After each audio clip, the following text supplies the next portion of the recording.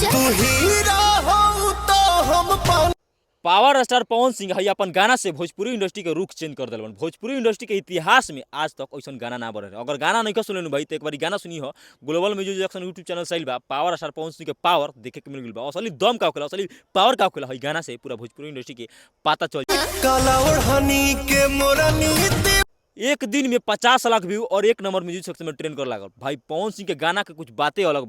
Bhojpuri industry में आज तक ऐसा गाना ना बन रहे जो गाना के नाम है काला ओढ़नी, तबाही मचा दिलन, सोशल मीडिया पर हड़कम मचा दिलन। ऐसा गाना भोजपुरी में बने के चाहिए। पवन सिंह शुरुआत कर दिलन, अब सब कोई के शुरुआत करे के लागे सर के दीवाना। और ये गाना के लिखल बड़े प्रिंस प्रियदर्शी और म्यूजिक कंपोज के बड़े प्रियांशु सिंह। गाना भाई एक पीस पा। गाना के क्वालिटी देखो, गाना के VFX देखो। भोजपुरी इंडस्ट्री में आज तक ऐसा गाना हम ना देख रहे भाई। पवन सिंह पूरा फिल्म बना दिल बन 3 मिनट में। और ये गाना के फीमेल गायिका बड़ी शिल्पी राज। भोजपुरी इंडस्ट्री के शेरनी गायक जब भी पावर स्टार पवन सिंह के साथ गाना गले बड़ी, गाना सोशल मीडिया पर वायरल हुई बा। उ गाना के लोग खूब पसंद कइले बा। और ई गाना का भाई बातें कुछ अलग बा।